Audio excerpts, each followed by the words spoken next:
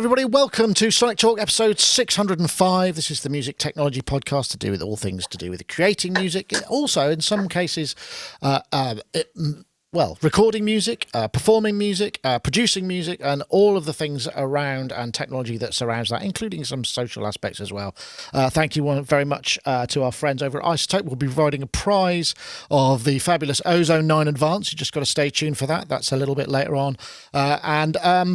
For those of you perhaps fans of the show, know where we are. We've just come back from NAMM 2020, which was in Anaheim in California, biggest sort of music trade event in the world. And it's also, there may be bigger ones in China now, but I think certainly the biggest of Northern Hemisphere one. And we were covering that last week, but we've got a new set of guests this week because three of which, although it depends whether Gaz is here or not, because he's having connection issues. Anyway, back on track. Let's introduce some of our guests. We'll start with, we have BT here. Hello, BT. How you doing?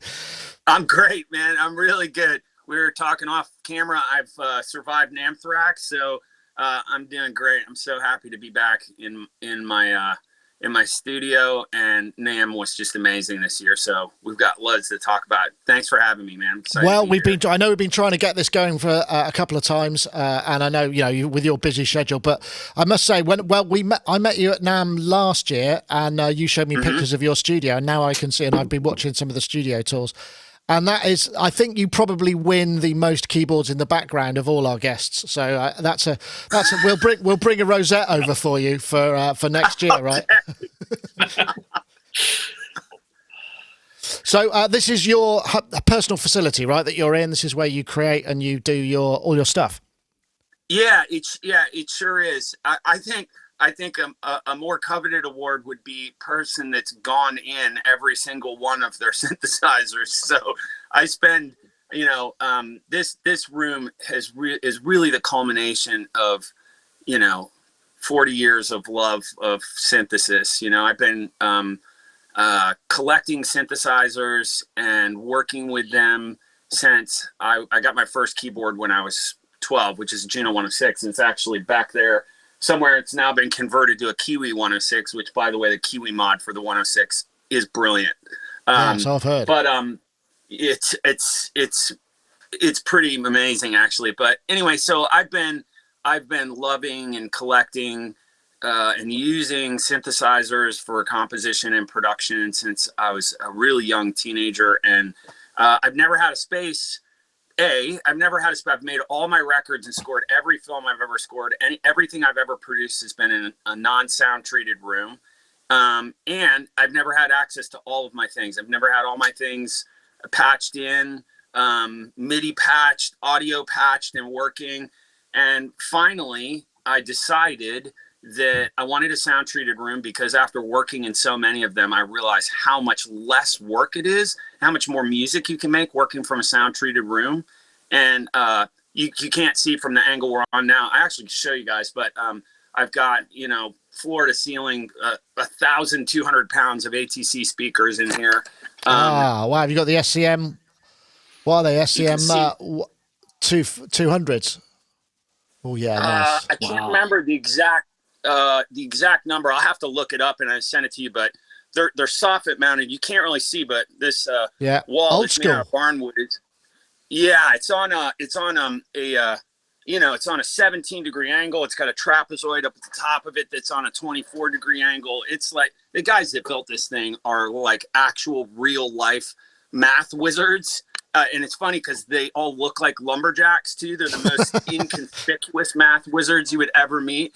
And the loveliest bunch of guys ever. Shout out to those guys, to that whole group of people in West Lascaux that designed this room. Just unbelievable. So anyway, I spent the better part of 4 years building my first sound treated room, with these beautiful bass traps and baffles, and every angle of this room is like bespoke and a thing of beauty. And I've got all my keyboards in it. So nice. It's crazy. The craziest part about this room is what you can't see, which is, I'll just flip around this way as well too. Back here, there's this diffusion wall. There's all these synths over here. And this side's like the modular area. And my Eurorack's over here. and underneath here is just about every drum machine that you've ever seen or ever heard Sweet. of on these pull-out drawers. But this room, the thing that's the craziest thing about it is everything is patched in. It's gain staged. It's got its own bespoke kind of channel strip, and the MIDI all works. I'm using Miho 10s and Lynx Aurora audio interfaces, and you can literally open Cubase, Ableton, or Logic, and it's like a gain staged session, so you can write music with all these synthesizers in real time, and it's like an incredible starting point. So to say I feel blessed to work in this room is kind of the understatement of the century. This is like a living dream, this place. So when I'm away from it, I miss it a lot, man. So yeah, it's pretty awesome. It's funny. Sure. I was watching one of the studio tours on the Facebook page, and the first thing you talked about was the baffles and the soundproofing. It wasn't any of the equipment. It's like, check out my beautiful baffles. That was brilliant. It's such a thing, man. I mean, I think this is a message to, young producers that would watch something like this. I mean, these days, some guy like me that I love all these vintage synthesizers. I've worked on them with my own hands for years and recapped them and put in power supplies and MIDI interfaces and stuff. And I love these instruments. I know them like the back of my hand. I mean, the reality of it is these days is you can make, incredible music just with a computer, but that makes things like sound treating and bass management all the more important. So if you're going to be investing in something and you want to make music for a living, I think one of the best things you can invest in is a great set of speakers and sound treatment for your room, because you can hear better, and that makes you be able to move more quickly and efficiently. So I think that those are like tremendous investment. Wise words, and I can totally concur. I mean, the ATCs are brilliant. I know that Yoad, who's sometimes on this, Yoad Nevo, who's a really good mix engineer,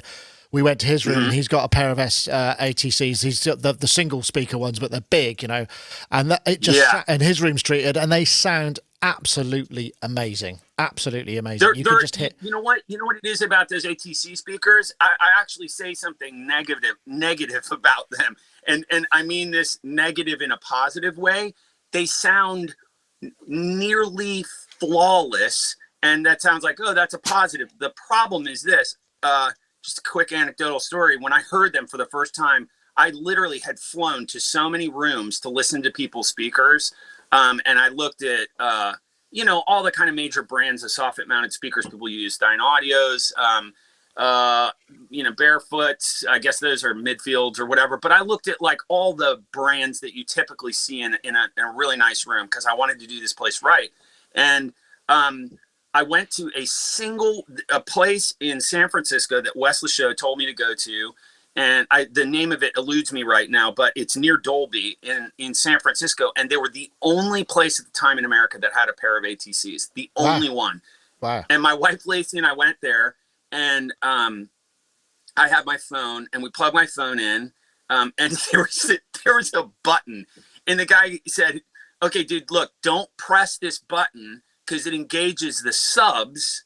So you want to hear the speakers alone without the subs, because, I mean, not only is it double the price, but it's like such a big thing to wire all this stuff and whatever, right? So, of course, we had the button inadvertently pressed in, and we put on, we started flipping through songs of mine, music that we love, and I immediately, and this is kind of the fault of them, I immediately started hearing mistakes, actual mistakes, not like questionable artistic judgment, actual mistakes in music of mine that had come out, been released, it had been mastered, things that had been nominated for Grammys. I'm not joking, seriously. And listening, and I'm like, wow, that's a mistake. There's like an actual node around 200 hertz there. It's totally unintentional. I never heard that. It's wrong. It's not supposed to be in the recording. And it was what made me say I have to own these speakers, is like I heard mistakes in my own music that I had never heard before. And they're unforgiving, these speakers. Yeah. They're absolutely unforgiving. So when you get it right on them, you're like somebody can not like the song, but you can't say the mix isn't good. Like if you get it right on those speakers, it's right for what it is. There's no faking those speakers. So Excellent. Well, thank you for that. What I should probably get on to, I think Gaz has joined us again. So would 1, 2, Nice. check, Gaz. 1, 2, check, Gaz. Are we good? Yes, we have all. Yeah. I must be Catalina, must be an OS Catalina thing. That's the only thing I can put it down to. So I'm so sorry about that. That's I all had right. loads of interesting anecdotes prior to the show. I was trying to get in early. Just incidentally, I had been listening today to Patrick Gleason's The Planets, which was recorded in the mid-70s, was released in 1976, and is a version of Holster Planets, entirely rendered on an EMU modular. I think was it using the very first polyphonic scanning keyboard? I think. Wow. I don't know. I don't know. I do remember we talked about The Planets way back, wasn't there? There was somebody had done a rendition of it recently. Well, this is the thing. The thing is, though, to.BT did an amazing version of The Planets as well, all rendered using synthesizers. That was released in the middle of 1976 as well. So both of those albums, and I mean, the amount of work that's gone into both of those albums is kind of ludicrous. A very poor scheduling I know. malfunction there. It's like, right, yes, just got it finished. Oh, damn! Someone else. To.BT's got his out. Oh man, yeah. Imagine that. It's kind of. I mean, what's the chances of that happening? But I mean, it's quite interesting to listen to though, because both of them take. They're both quite pure to the, to all the melodies and to the tunes and stuff. The to.BT one though is way more synthesizer-y, if Tinkly. that makes sense. Tinkly, Okay. more sort of, whereas the Gleason one is sounds at times incredibly orchestral. And especially for the time and how it was done. I'll have to check that out. I just thought it was quite curious that both came out in the same year. Yeah, that's rough. God, imagine your life's work. I've been working on this for 8 years, and no, just imagine. Well, Gaz, lovely to have you. I'm sure we've got plenty to talk about. We also have Mr. Charles Chicky Reeves. Sorry to leave it so long. But how are you, Charles? Charles, of course, I'm doing well. In his own facility there, with homage to the cassette. Charles. Charles is often on the road with, actually went on the road with Howard Jones when they were touring last year, and also OMD and various other people, but is currently at home working on a solo project or an in-house project. How are you, Charles? Are you good? Well, technically it'll be a Chicky and Coco project again. So excellent. Been doing well. I after seeing BT's room though, I feel that my room's a little small. Well, speak for yourself. If I tried to socket mount some ATCs, they would be sticking out the side of the building pretty much. So, that would be a good look. Yeah, it'd be like the old-fashioned when they started in London here, when they started putting loos in houses. You remember they would sort of like build like this extra box part on the side of the outside of the building. It'd be like that. I'll do that just for the ATCs. No, but yeah, things are going well. I'm working on my own stuff quite a lot. I'm not touring again until April, I think it is. I'll be out with Howard Jones again. We're doing a Scandinavian tour, and then we're doing something in the summer. I can't remember offhand what it is, but I know the whole summer's booked out. But other than that, I'm just trying to focus on getting my own creative work done. Excellent. Which is a lot of fun. I'm glad to hear it. That's awesome. It's always hard to find that. Well, I can't speak from experience because I haven't done any of that for a while. It's been NAMMand pretty much. You should. Your music's great. Well, maybe I will again. I did do a Fun Friday thing yesterday with the Hydrasynth and the Delta Sep A, so that'll be coming out on Friday. But okay, so Nice. NAMM just happened. Let's kind of figure out. Maybe if I'll come to Gaz first. So NAMM, you were at NAMM with us. We went through the whole thing. I just wondered what impressions and what were your highlights, because we see another point of view of that. Well, I mean, something that we noticed was just the amount of audio interfaces that were being released that were kind of around the same sort of price point and really high quality. I mean, we saw sort of SSL bringing out like a little audio interface that and Audient as well.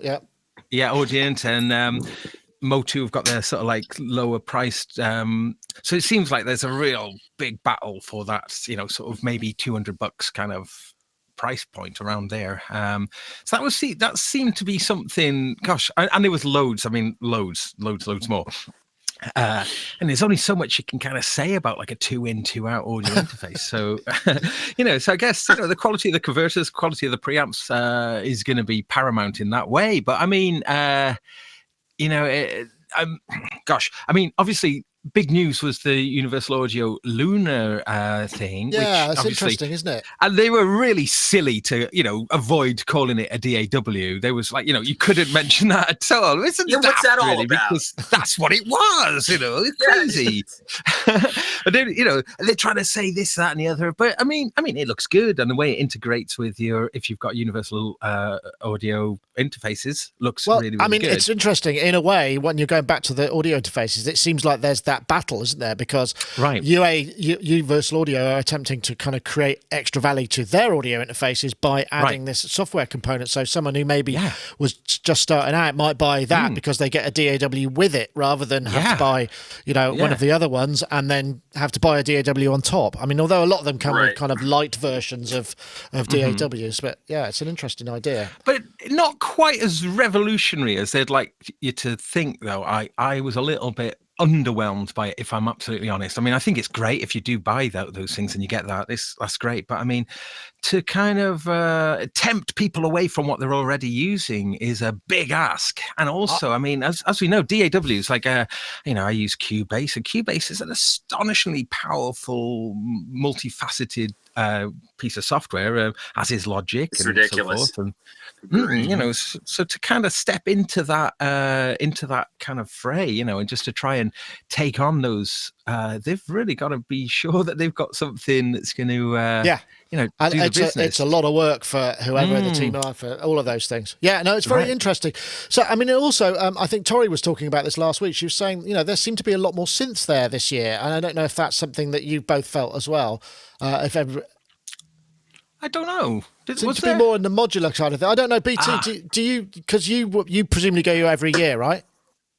Do you go to NAMM absolutely. Yeah, I definitely have a perspective on that. I mean, just kind of from a macro perspective, zoomed out over the last, let's say, 10 years, even 5 years ago, the modular synths were, all the Eurorack stuff was in the basement, and that whole community of people were sequestered to, the land of strange, exotic instruments and little handbells and hang drums and stuff. And now it's on the main floor, right in the middle of everything. So I think just over this kind of arc of 10 years that synthesis has made an incredible push to the forefront of the music community in general. So, and even with all of that, I think this year was a big year for synthesis. Something that I saw a lot of, I would call this NAMM the year of the Wavetable synthesizer. And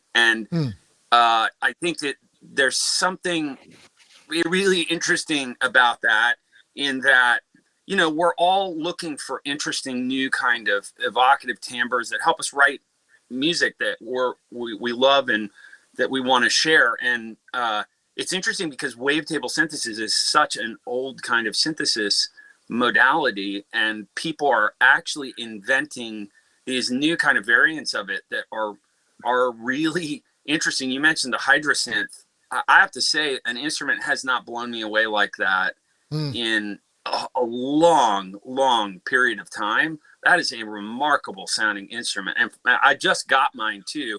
My wife got it for me for my birthday, which is in October, but it just came, and I'm freaking blown away by that thing. So yeah, I think it was a huge year for synthesis, in particular, wavetable synthesis.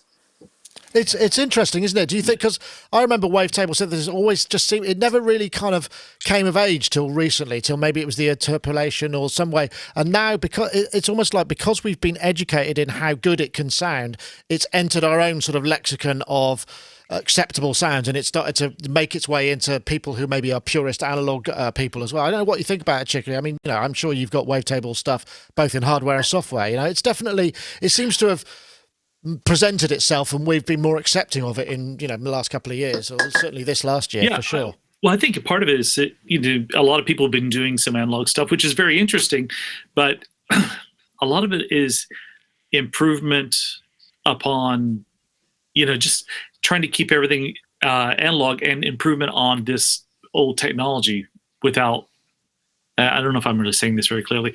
It's just sort of like trying to build a better mousetrap every time, but not really fundamentally changing things. And there's now, it seems like there's this big push towards, really inventive digital synths. Yeah. Which I think is great, because it changes the timbre of everything, really. And you have this Hydrosynth. Oh my God, the thing sounds amazing. It's outrageous. It is. And I found myself even, like, I've been going on, I almost never use software synths. And now I find myself using Ableton's Wavetable synthesizer. I'm using Pigments a lot. I'm using the Anna 2, I think is by Slate. I think it is. Right. I can't remember who makes it. And, I find myself using not so much emulations of analog gear, but things that can only be done in a digital realm that sound uniquely digital. And I think there's room for it. There has been this strong push to be analog for so long. Yeah. And I've gotten lots of demand for that kind of stuff. I mean, it's every synth I have. Well, I guess not that JD800, but every other synth is, K2000. So, but I mean, almost everything I have is analog, and now everybody wants digital. Yeah. Well, yeah, everybody wants that classic MP3 sound. No, but I mean, it's I think but the possibilities of sound design with digital is just, it is pretty astounding, and there's room for both of them. So I feel like that's what the push is now. There's just people realizing that both can be in the same space. I think it's quite interesting, isn't it? Because there's this idea also. A lot of the Wavetable stuff is quite pure. The Hydrosynth is still essentially a subtractive synthesizer with the so you still got it, and it's moving away from this kind of layer upon layer upon layer upon layer upon layer. Where it's like, that's great, but after a while, it's like, can you tell the difference whether there's a third synth underneath there or whether it's just that one sound that sounds good? And Wavetable seems to have been pushing itself forward as a candidate. I mean, it can sound, particularly Hydrosynth, one oscillator, and you could be done. It's really it's very true. You guys both said some things that are really interesting there, and I wanted to loop back to something you said, Nick, that I think is really important.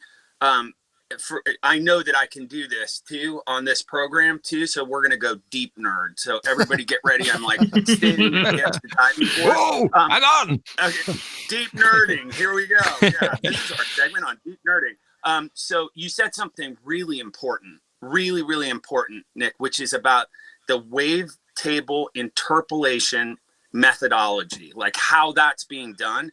So if you go back with wavetable synthesis, one of the synths that has eluded me in my collection since when I was a kid, I could never afford one, but one that I don't have that I've always wanted is a PPG 2.3. I've used one on so many records. It's one of my favorite synths. So that instrument is really interesting because at the advent of wavetable synthesis, additive synthesis as well too, should kind of think of those two as one thing in some ways. At the advent of those two technologies, we were dealing with these horrifically dirty sounding DACs, right? Like terrible 8-bit, really bad, poor interpolation strategies and algorithms. But they were all being curbed through these beautiful, lovely, velvety sounding analog filters. So that's kind of people's first introduction to wavetable synthesis, is this dirty oscillator doing this cool thing, but being sculpted by an analog filter. Whereas if you kind of push back off the canvas and really think about what's special about wavetable synthesis, I would argue that wavetable synthesis has not graduated into what its potential was from the idea until now, because of someone like, and here's the deep nerding part, someone like Stephen Bernays from Synaptic, who very few people will know that name, but he wrote the interpolation methodology for Serum. And it's why Serum sounds so incredibly clinical and unique. And it's just now that we're taking some of these old precepts like additive synthesis, wavetable synthesis, and realizing them in their pure form, like actually getting to hear them what the people that thought of them when they were invented could potentially sound like. So Wavetables, when you hear them in all this insane fidelity and it's such high resolution, is like one of the coolest freaking sounds you've ever heard in your life. Totally different to subtractive synthesis or an analog synthesizer, but equally musically useful. So I just wanted to kind of throw that perspective. I think that's fair. Yeah, fair comment. For the first time, you know what I mean? Absolutely. I heard an interesting rumor going around in NAMM though, and I mean, I am saying this is a rumor, but the new Korg Wave State, apparently, if you open it up, what's lurking inside? A Raspberry Pi Zero. Now, allegedly. Now, if that's true, that's bonkers. I mean, you know, people will be opening up as soon as they're out there. I mean, I did say it is a rumor and allegedly said, but I heard that as well, actually. Yeah.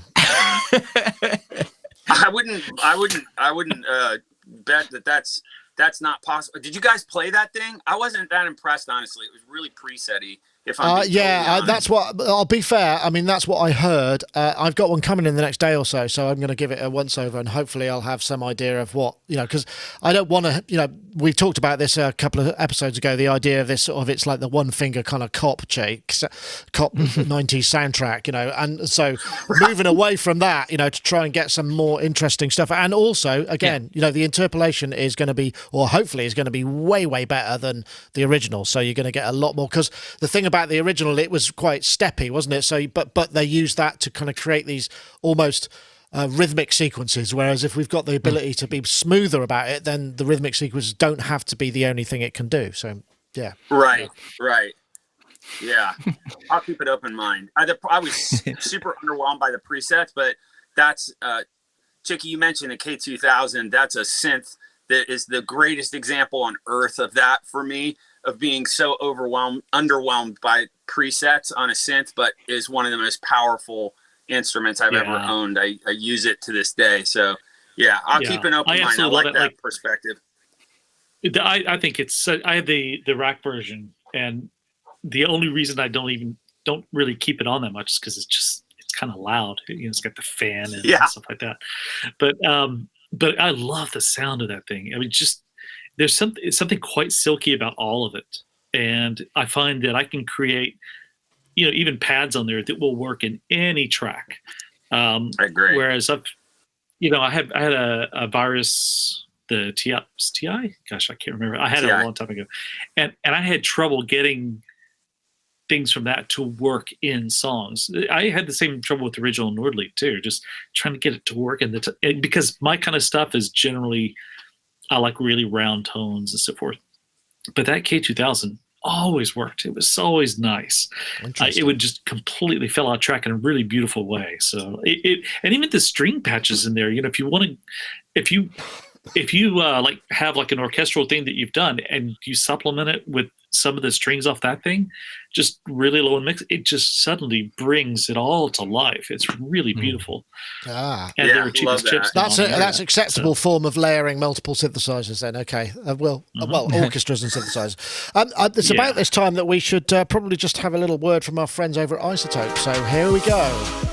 Building on a 17-year legacy in audio mastering, Ozone 9 brings balance to your mix with never-before-seen processing for low-end, real-time instrument separation, and lightning-fast workflows powered by machine learning.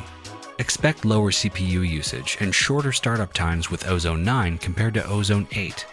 Experience fluid metering in a fully resizable environment that lets you track the most subtle details of your audio.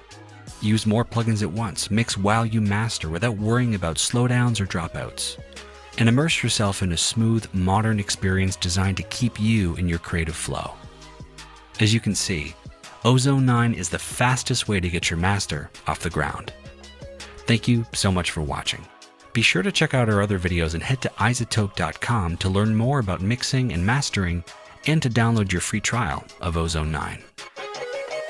Well, you're welcome, of course, and once again we thank them for their provision of the prize. Let's just actually do the competition now. iZotope Ozone 9 Advanced. Remember, you could win. That's the stuff which has got the Lufs metering and the Lufs kind of formatting, which is very useful for if you're doing a lot of YouTube videos. And I'm embarrassed to say we haven't applied it to our workflow yet, but I'm going to. I promise. Nam was in the way. So to win a copy of Ozone 9 Advanced, we're looking for the hashtag fix and shape. That's one word, fix and shape, and the hashtag Ozone9 to @Sonicstate and @iZotope Inc. That's the hashtag fix and shape and the hashtag Ozone9 to @Sonicstate and @iZotope Inc. And also we've got a winner from last week's show, and the winner is, in this instance, a chap called Mark Griffiths 59 @Mark Griffiths 59. I could do with Ozone Advanced for full power mixes, and yes, there you go. You've actually got that. Boom. If you get in touch, iZotope will sort you out, so it'll all be fine. Okay, right. Yes. Can I just cut in because you talked about Lufs? I just wanted to just see, especially with esteemed panel. Now, it's a really interesting website out there called loudnesspenalty.com, set up by, is it Ian Shepherd, where you can kind of drag and drop any of your mixes onto that page, and then what it'll do is it'll analyze the loudness, and then it'll tell you how much the various streaming services will take volume off it. So it's a really kind of, if you don't know about it, it's well worth checking out, because so you literally just like, what's it called? It's called I think they have a plugin version too. They do have a plugin version as well, which makes it even more convenient. But just as a web page, you can just drag your file onto it, and then it'll tell you, what Spotify, what Tidal, what YouTube. I think maybe some of those. Yeah. So it's kind of interesting, but so typically if you bring a lot of the clients who I've done mastering for, they want it louder, and, until you sort of hit it around -5 RMS, and, using, I'm a bit more old school. So I'm trying to sort of adapt to the new loudness units. However, if you drag that sort of master and drop it on the loudness penalty there, you'll get a kind of like a -6 or something amount of penalty, that sort of because like the Spotify, with Apple Music you can turn on and off sound checks, so you've got some control over that, but with Spotify I don't believe you can bypass it, so you are at the mercy of the Spotify sort of leveling algorithm. Now, this is the thing, you see. So I have put some recent commercial tracks, like we actually, me and Robbie Bronneman were testing this out, and we sort of put, like, say, a track off the latest Muse album onto that loudness penalty, and it said it was going to cut it by about 5 or 6 dB. So I was kind of thinking, now this is curious. Are people still ignoring this? They're trying to move you to sort of like the -14 -13 as a kind of standard, but it's like everybody is being a bit scared to do that because they don't want their tracks to sound kind of quieter. So I just thought this might be quite interesting just to see what everybody thought, because I'm really confused about it. Because when I've convinced people to try and move to this way, sure enough, a couple of days later, I know you've told us all this, but can you make it louder? I know. Well, it's a problem. As a YouTuber, just to begin with, if your videos are quieter than everybody else's because you're adhering to some standard, or your workflow happens to mean that you don't want to slam everything, then it's hard if somebody's got to reach in and turn their thing up, then by the same token, next video that comes along that's too loud is going to be turned down. So you end up inconveniencing your listener, which is not something you necessarily want to do, right? So I don't know what you think about it, Charles. I know you do a lot of mastering, right? Yeah, I do. Well, for one thing, whenever I give someone a CD, which is actually quite rare, but it does happen. I think I still have like a quarter of a stack of CDs somewhere. Those will always be at a mastered for CD level. It's very different than a mastered for streaming level. If I do give them a mastered for streaming level, it'll be WAV files maybe on the CD, but generates on a drive of some type. But yeah, they're very different mastering processes. And nowadays, when I master, I use Studio One quite a bit for especially because the project thing is amazing. Yeah. I love Studio One. It's actually replacing my use of Pro Tools. And that project window, Sorry, Chicky, I've just cut it in. That project window has got a bunch of improvements due to me. Thank you very much. The guys changed it from. It's such a great program. It's just thought I'd put that in. I've always created in Pro Tools and created in Ableton and mixed in Pro Tools, and now I create most of the time in Ableton, especially Max for Live type stuff. But I do almost everything else in Studio One because Studio One is just so amazing. But my point of mentioning that is that on the master out for each track, or for all the tracks, I'll do. I have two different instances of Ozone. In fact, just the maximizer, and I'll have one is for CDs. And the other one will be muted, and then I'll unmute the other one, and that will be just for streaming. So they're both set up quite differently. I do tend to master each track as if it's going to be for streaming, and then I do an overall compression, which makes it better for CDs, because I like dynamics, and I think that's a good way to. I think that's the way it should go in the future. This whole loudness war thing has been the bane of my existence. That everyone's like, no, louder.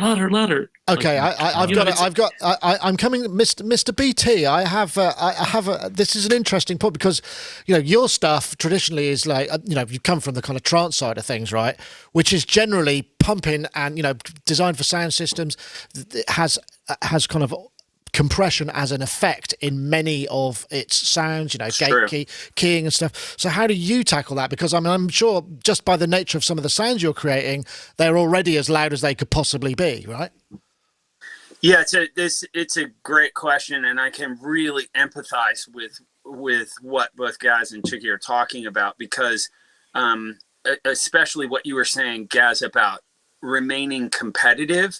So I was raised by a psychiatrist, and so my favorite thing in the world to do is to push back off these things and think of like kind of the bigger picture. I read an amazing white paper, and I'll find it and I'll shoot it over to you, Nick, so you can share it with the audience. But I read an amazing white paper about the neurological effects of music, specifically about change in dynamics.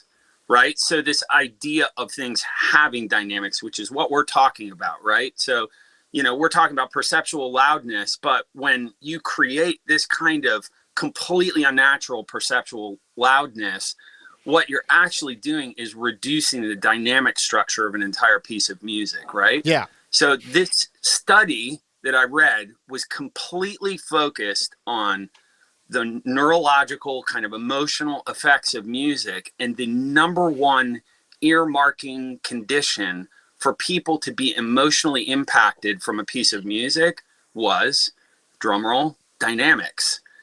And so in this big kind of macro picture, what we're actually doing is making people feel music less, which is a crazy thing to really think about, right?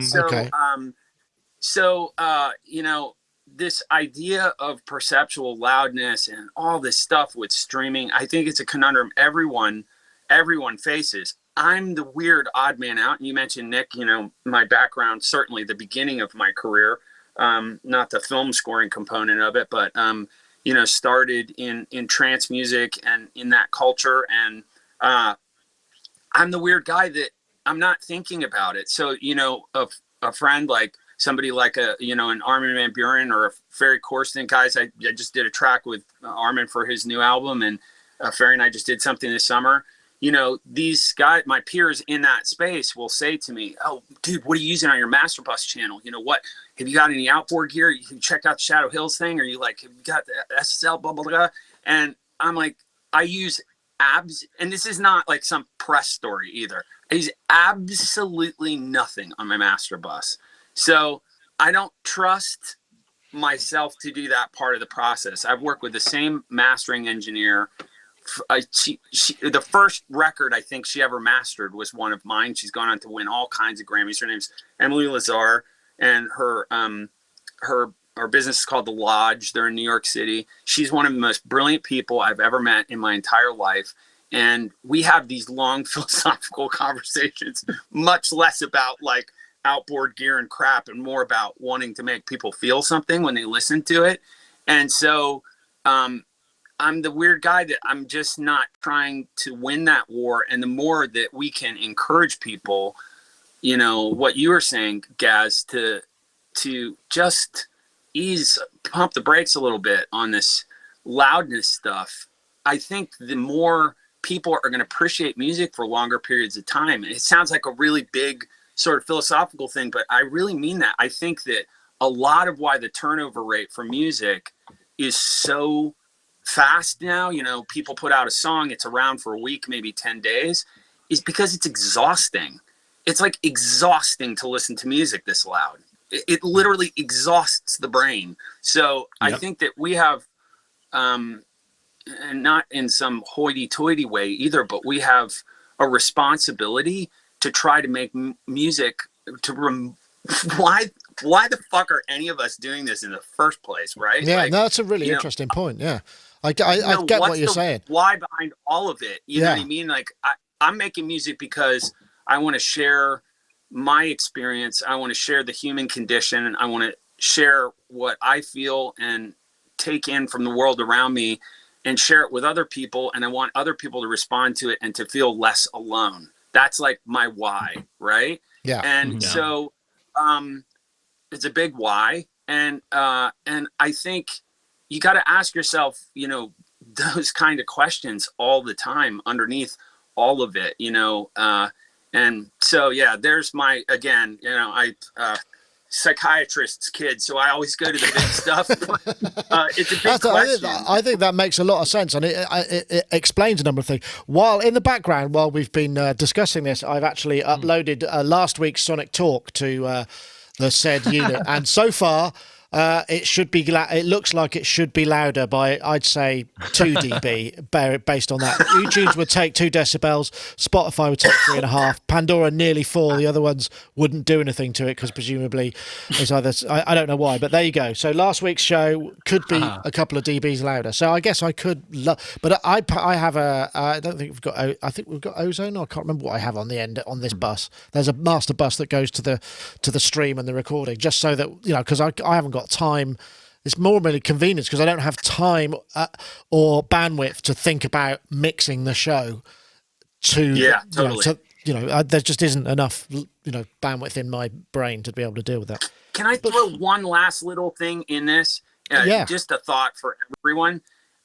Just everybody, people listening to this, you know, the 4 of us, think about when you heard that Daft Punk record, right? With Get Lucky on it. Think about when you heard that, like what all music sounded like at that point. And when you heard that, and the holy shit moment that I'm sure the 4 of us had, and that a lot of people listening to this had, where you said, oh my God, okay, so these songs are incredible. Oh my God, the synths are incredible and the vocoding and the whole thing. But like, what is so magical about this music? And what's so magical about it is it's mastered like a Stevie Wonder record from the 70s. It's not, you know, -4, you know, Lufs. It's not a square wave. So it's just something, it takes a lot of courage and bravery to do something like that. So that's kind of the real seed that I wanted to plant. That's interesting. I did not know that, but that's definitely worth knowing. Okay. Wow. And that is a good sounding record. Yeah, I would agree. It's insane. It's insanity. Yeah. Right. Well, I didn't know we were going to go there, but that's definitely nicely tossed in there, Gaz. That's definitely an interesting topic, and certainly now I know what I need to do with this show. I'm not exactly sure. Maybe we all just need to speak up a bit. What? Oh, yeah, maybe that's it. Self-regulating. Right. Well. I'm going to hesitate to leave NAMM alone. I suppose the thing, I suppose, Chicky, that you, as a non-attendee, what was your kind of from afar? What did you know, was there anything that made you really kind of go, ooh, or huh, or whatever? No. The only thing I really took note of was the Luna thing and the fact that they kept not calling it a doll, and the jackets, which are actually kind of cool. Yeah. But or actually the patch. The patch is cool. That's what I wanted, was the patch. Oh, I should have got. I was going to get some of those. They had them. Damn. Man, because the reason it interests me is because I have like 3 interfaces here that are all the Apollo whatever they are, Apollo 8s and 16s. And I absolutely love the Apollo interfaces. I love that ecosystem. But the thing is that I've noticed about the Luna stuff is that it's a bit like it feels like it's going to be a slightly fancier version of Waves Tracks. So it'll be good for recording shows and, just putting stuff into audio. But it seems like their competition. I'm sorry, I know I'm harkening back to something we spoke about earlier, but it seems like the only competition that they're really going after is like Harrison Mixbus, which is interesting. I mean, it has its own sound and everything, but it's kind of it's certainly MIDI wise, it's a bit no frills, I don't know, but if they're going to implement MIDI 2 into it, all kinds of things like that, we'll see. Well, their record for giving MIDI control of any of their software is pretty poor, shall we say? They don't really consider that a priority. So I don't know. So maybe that'll. I use console. I use console whenever I'm tracking stuff in, and a lot of the delays and stuff like that I like to actually track with.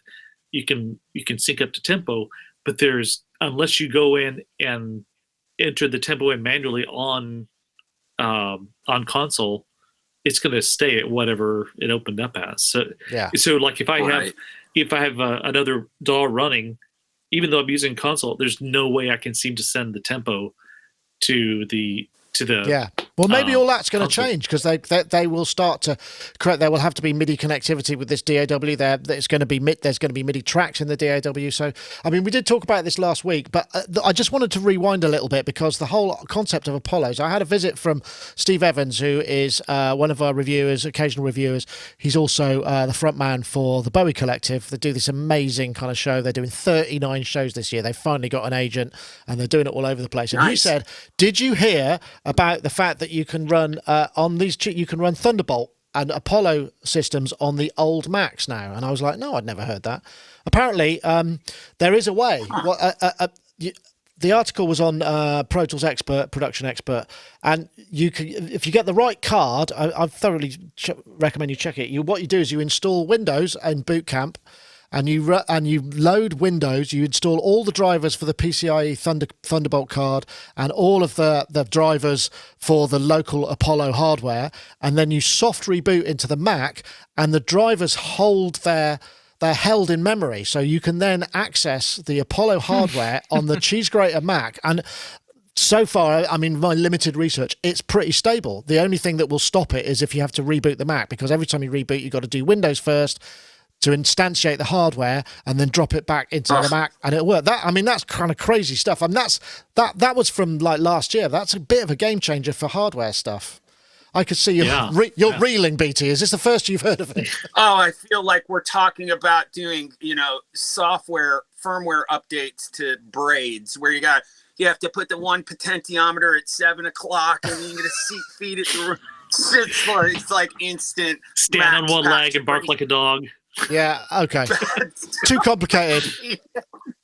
Well, for people... I have so much complex stuff in this room. I wanted to ask you guys, did you hear the synths? The part that I'm interested about and that I've waited for, I think unlike, dissimilar to you guys, I'm not a huge fan of the UAD interfaces.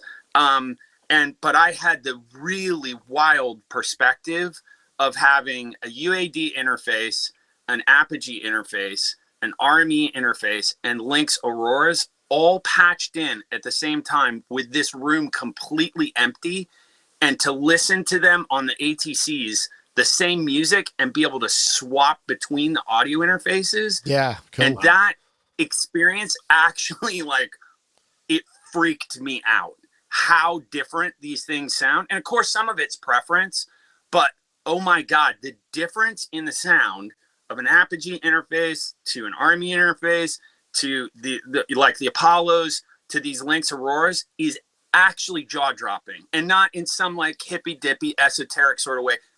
They sound radically different. My favorite, the clear winner to me, are the Lynx Auroras in terms of no Nyquist type noise, top end aliasing, the stereo width, the punchiness, nothing can touch those things. Again, my ears, my opinion. But But my point is the thing that UA, I'm sure we all agree on, get 100% right is software emulation of some of the outboard gear. I use that crap all the day long, you know? So I want to know what their synths sound like. And that's what I didn't get to hear. I've been waiting for them to do that. So did you guys get to hear any of that? Do you know what? I didn't. I did ask about them specifically. They weren't doing audio demos because they're not. This isn't going to be out until maybe April, I think. Maybe April, May, from what I understand. There was a Minimoog, which seems like, which, you know, but they're not running native on the DSP and the Apollos. They run... They run native in the host computer, and that's the difference. They're not running off the DSP. So what they're doing is they're wrapping it all up, but it's a different kind of extension. So it's not like a VST or an AU. It's running in whatever their world that they've created, and that goes for the other synth as well. So I don't know whether there's any advantage to that, and I'm surprised, to be honest. But I wonder, you know, again, this comes down to feeding MIDI into the UAD world card. I wonder if there's just a thing that means that that's not so easy or not so possible because you're breaking through some kind of either physical barrier or coding barrier or something to create, because it would make sense, wouldn't it? If you've got no latency on these on this input output processing, then an instrument would be a no-brainer. You'd think it would just be like, bang, there it is. It's probably because it would blow their cover that the kind of DSP is so ancient and those things can only run really pathetic amounts of stuff in reality. And that's the thing about UA. What they get is they get desirability. They get kind of lustfulness. They kind of that's what they're the masters of, you know. And that is an important aspect, you know. But Jazz, you're more right than you may realize. So all of these systems are insanely antiquated. They're shark chips. So again, like now here's my developer hat, right? So because I develop music software, I have a lot of friends in this space. I know a lot of people that port their plugins to the UA platform. They're banging their head against the wall because the shark chips these days have so little power and are so hard to conform the software framework, software frameworks to run on their platform, that it's actually crazy. So there is a bit of smoke and mirrors going on there. You're not miles off. Interesting. At all. I couldn't possibly comment. I would like to thank UA for sponsoring our NAMM content while I'm at. I think they're awesome. But I mean, that said, their plugins do sound absolutely amazing. They do, I love them. Do. I love them. But the other thing with their plugins, so I don't know if you guys know, only because I actually wrote a white paper on this, their plugins roll off at about 25K. So, you know, they're all of them, especially the more advanced ones. Like, wow. You know, I did like these sweeps up to 48K on them, and you know, it's like this nice sweep, and then is that common to many plugins, or just that platform, or what's the? It seems mostly common to them, and when I spoke to them about it, they had a very good reason for it. They said that apparently the trying to emulate these classic pieces of hardware, that the higher up the frequency goes, it's exponentially more code. And they said they could be spending, 75 to 80% of their code just trying to replicate stuff outside of human hearing. And so that was their reasoning for it. That's interesting. That said, I did the similar tests on like using the Studer A80. So I had a Studer in here. I had their plugin. I had the version made by Slate, and there was another one. I think it was that Slate one's wicked. It's really good. Yeah. The only problem with the Slate one is once you got up to, doing a session at say 96, once you get up to close to 48, you start getting artifacts that are in the audible range, like as low as 700 hertz, and they're reflective. So what happens is, it's not in tune with anything. It's like, in fact, it's about as out of tune with anything as you can imagine. Wow. And the Avid one was the same. But you didn't get that aliasing at all with the UA one, but you had nothing above 25 kilohertz. So it's brick wall. Well, okay, here's a question for you. If you were just to record that sweep to an A80 Studer tape machine and then see what happened, how far up would that go?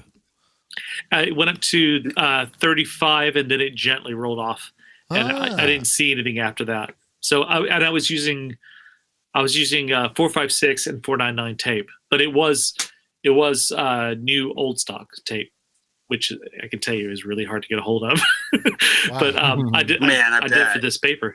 Yeah. Wow. Okay. But I mean, the tape machine. I mean, I even put it up against my. I have a Tascam 1-inch 16 track here, and I put it up against that, and that goes up to 35 pretty clearly.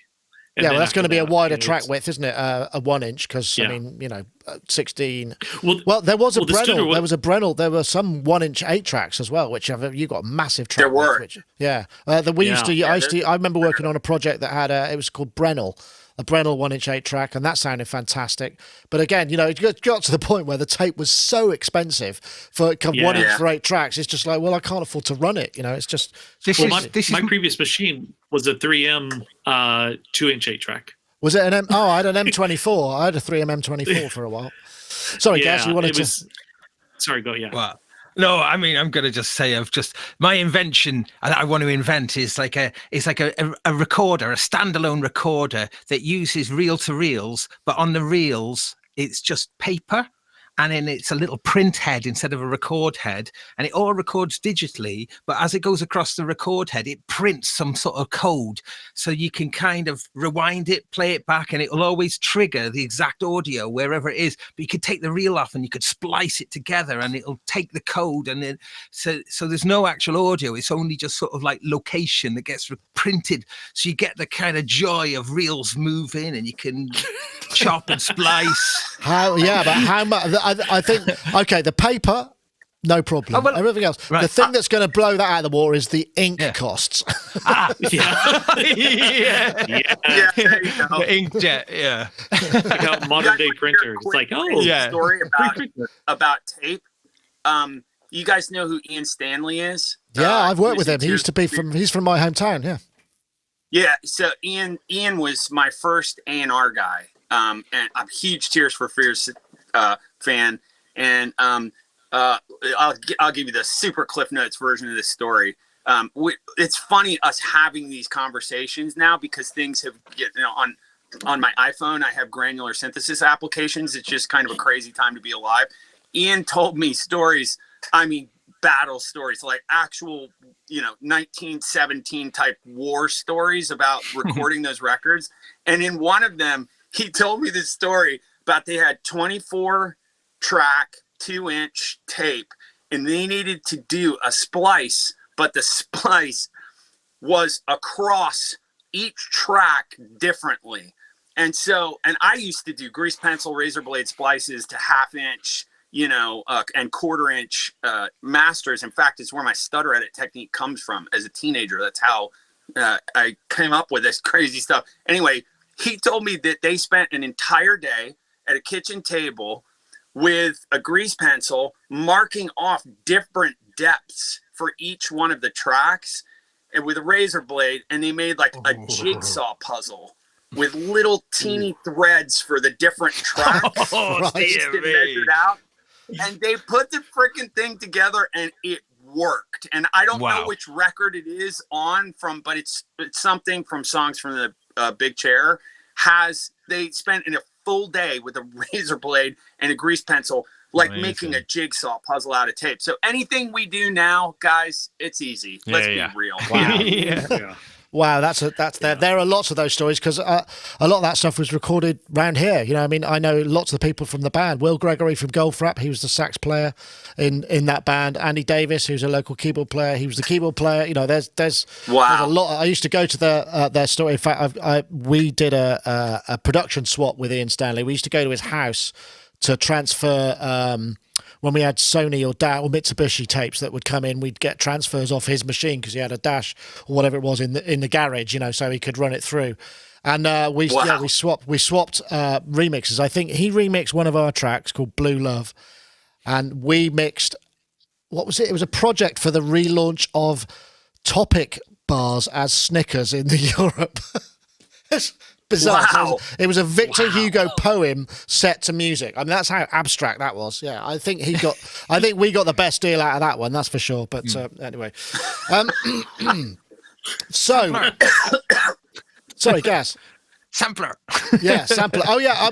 Quickly before we go, we do have, and this is something that's kind of interesting. That there's two new releases. We've both got Borderlands. And also Samplr have had updates.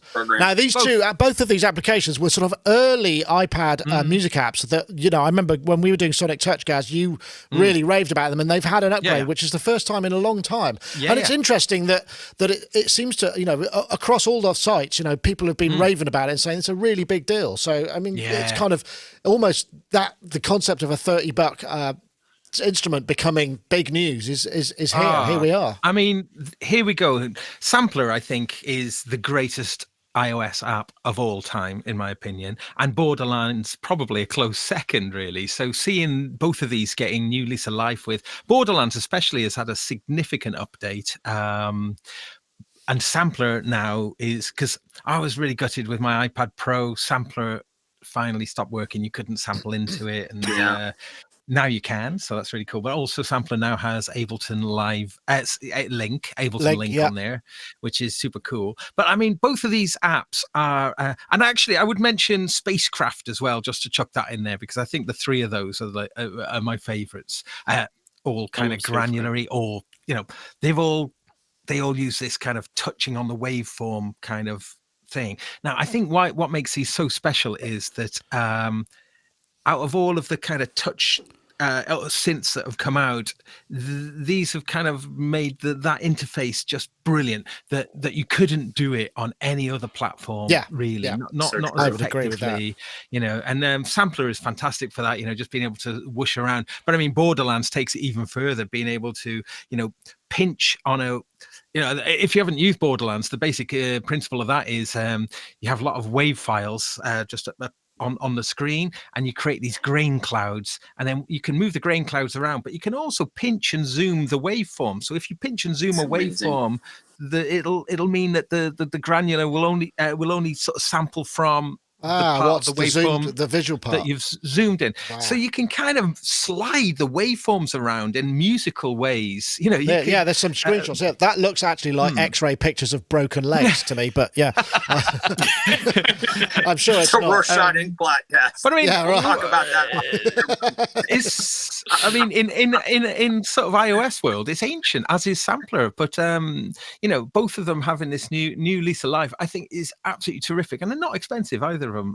No, I mean not. So, but interesting, they are when it comes to what iOS apps used to cost. I mean they all started out sort of $4 or $5. I was going to ask you, is this something that you use, BT? I get this image that you have to leave the room when you're using iPad apps because it makes all of your other equipment sort of, you feel a bit guilty about it because you're not giving them enough. Not at all.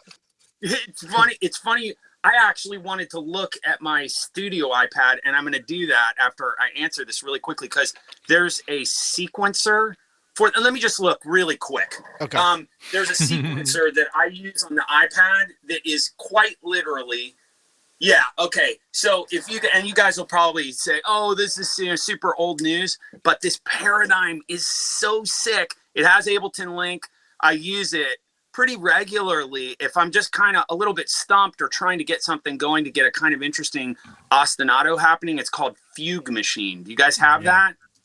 Machine. I'm just looking. It's one of my favorite sequencers, and I mean, I'm sitting in a room filled to the gills with hardware sequencers. It's one of my favorite sequencers ever made. Yeah. But no, there's some iPad apps I like. I love that you mentioned Spacecraft, because it's one that I absolutely love. I have a little setup in the house where I keep all my physical instruments, guitars and strange instruments I've collected all over the world. And in that space, that's the one. Nick, that thing, my God, is that an inspiring sequencer? Okay. Seriously, you guys have to check that out. That's a bit of a secret weapon, actually. But Borderlands and Samplr are both applications I absolutely love. I think that, anybody that knows my work knows granular synthesis has been a part of my life since I touched a computer. So I think that granular synthesis finds its natural home in these multi-touch point interfaces because you can actually get your hands on it.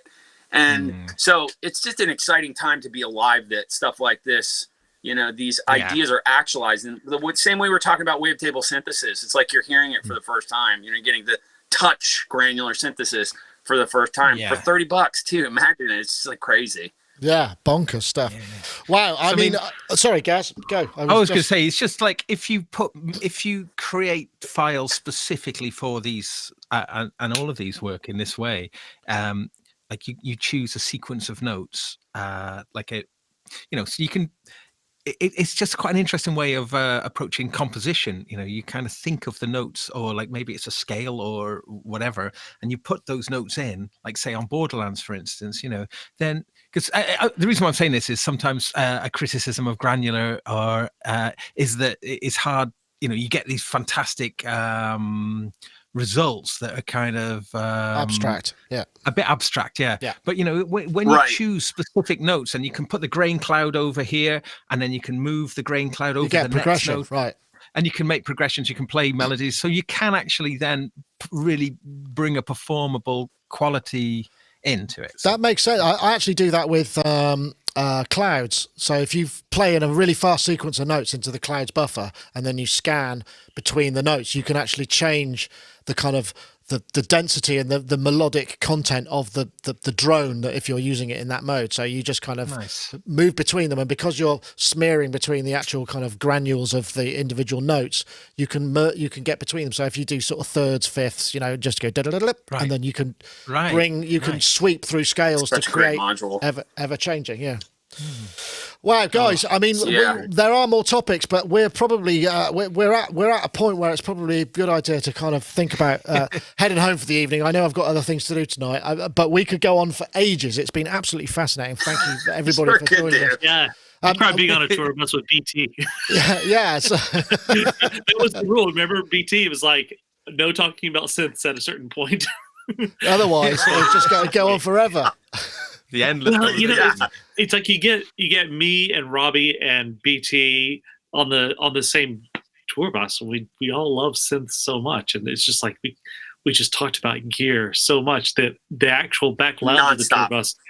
Yeah, back lounge got used a lot because people were like, I can't take any more talks about gear. So everyone else would go hang out in the back. I'm guessing they're probably not listeners to this podcast then, so you're probably safe still. Yeah, probably safe. Yeah. But guys, it's been absolutely fantastic. What a pleasure to do this with you guys. Well, you're welcome anytime. You know, and I think the time difference means it's not too much of a dawn raid where you are, so that's good, at least for now. Yeah. Okay, well, I guess I can sort of wrap things up then. So once again, want to say thank you very much to iZotope for providing a prize, Ozone 9 Advanced. Looking for the hashtag Fix and Shape and the @Sonicstate and @iZotope. I think that's a Twitter competition, in case I didn't mention it. And also want to say congratulations to Mark Griffiths for winning for last week's. So if you want to get in touch, we'll be able to sort you out. This has been Sonic Talk, obviously, a music technology podcast. What do we got coming up? I did a Friday fun with the Hydrasynth and the Delta Sep, which is on Friday. There's more stuff coming up.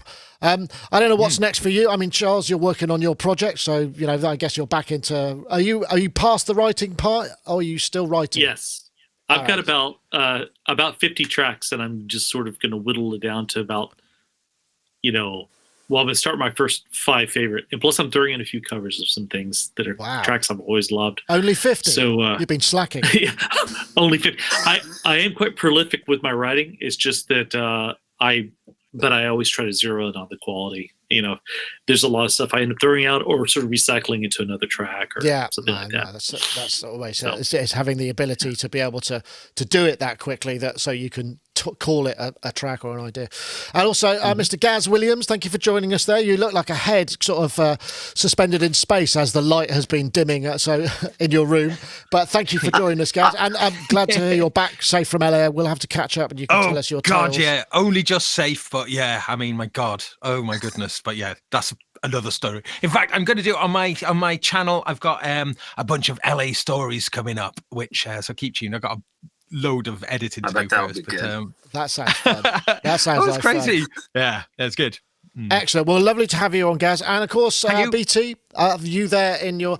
Is that a Fairlight? I've just realised that there's only one instrument that Looks would like have a CRT. That's got to be a Yeah. Fairlight, right? It sure is. It's a Fairlight Series 3 right there. Ah, with, sweet. with matching Yamaha monitors, right? Nice.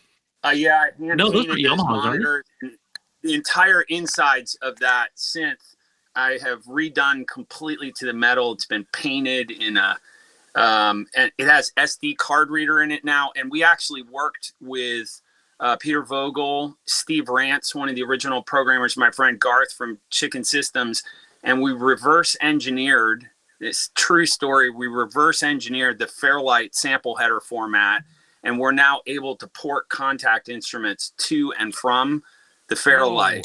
So I can get that crazy Wow. Fairlight zhuzh, but from a contact sample Gosh. that I've made. This is the, I wanted one of these since I was 14 years old, and it's funny. People are like, oh, there's an iPad app for that now. I'm like, just come over to my house and give me 5 minutes of your life and listen to this thing on these speakers, and I promise you will go find one and do whatever it takes to get it. That's the best sounding instrument I've ever heard in my life, ever, hands Wow, down. okay. It's unbelievable. Wow. So It's an what's unbelievable instrument. so what's next for you anyway? What are you doing after this? Have you got a kind of, you dashing off to mix or master or write or whatever? I'm going to make an announcement, actually, and I wasn't even planning on doing this. So I have right now in development 11 pieces of software with a variety of companies. I'm working on a really big project with Spitfire currently. I'm working with the Cable guys on a suite of plugins. And the one that I'm going to make an announcement about is we are very close to being done with Stutter Edit 2. And Ooh. it is the most ridiculous thing you have ever heard or played with in your entire life. So much so that I actually feel guilty having it alone right now. It's ridiculous. So that'll be coming out sometime probably in the late first quarter or second quarter of this year. And it is, I underscore, italicized, bold, ridiculous. It is so unbelievably inspiring, this instrument. It's going to blow you guys' mind. So I'm wrapping up development work on that and a slew of other plugins. And I'm scoring a really big video game, and I haven't sort of officially said the words video game out loud, but it's a 3-year project. I'm an hour and a half of music into it, big orchestral / electronic thing. So I'm working hard on that, and I've finished my next electronic artist album, which will be out later this year. And anybody that has wanted me to do dance music and has been asking about me doing breaks and trance and all this kind of stuff is gonna freak out. So a lot of stuff early part of this year. So those are some of the things I'm working on. Wow, just yeah. So not too busy then. Yeah. Wow, that's amazing. Thank you very much for sharing that. So I guess really, I mean, will people be able to find out about all this stuff at btmusic.com? Where's the best place for people to? I've just put that in your lower third, but I imagine where's the best place to keep up with what you're up to? Yeah, I mean, btmusic.com is good on socials too. I'm BT on everything. So Instagram, Facebook, Twitter. I'm just /BT. And I'm always, like Chicky said, clearing the bus, talking about synthesizers. So yeah, find me in one of those places. And also, he's not to be confused with British Telecom. No, well, yeah, I mean, good. Please, for the love of God. Good score on getting BT as your act. That is on all those platforms. Good score. So. Yeah. I did not install your router. Okay. Do you get? Yeah, but do you? How many of those do you get? Do you get kind of how many? I'm just accurate. Thousands. Or BTS. Daily. On a good day too, I'm really patient with people, and I'm just like, all right, mate, wrong Twitter handle. It's BT _ care or whatever it is, UK or whatever. But they're so intimate, like the degree of intimacy and how personal they are, about people's NANs and they have no internet service and they like can't get down the stairs. And like, I read these stories and I'm like, holy shit, I need to fly to England to help. Like there's a problem. I need to fix it, you know? So Wow. It's an omnipotent thing in my life. Thank you for asking. Wow. Okay. That is not an answer I expected to get, but I'm really glad I asked that question because that's probably the best answer I could have got. So that's awesome. Brilliant. And it doesn't help that right now the biggest group in the world is a K-pop band called BTS, and I think you said you also get messages for that too. Yeah, but when you type in BT's studio, it's BTS. And that's what Google kind of gravitates toward. It looks at the number. So yeah, it's a great handle, but terrible SEO at the moment. You need to kind of you need to try and figure out. Just get it. That's awesome. Oh, that's well, guys, thank you so much. It's been a pleasure as ever. And traditionally, what I do is we move to the traditional. Celebrity Squares ending where we can all wave as we head off into the sunset. Thank you very much, everybody, for watching. That was Sonic Talk episode 605. See ya.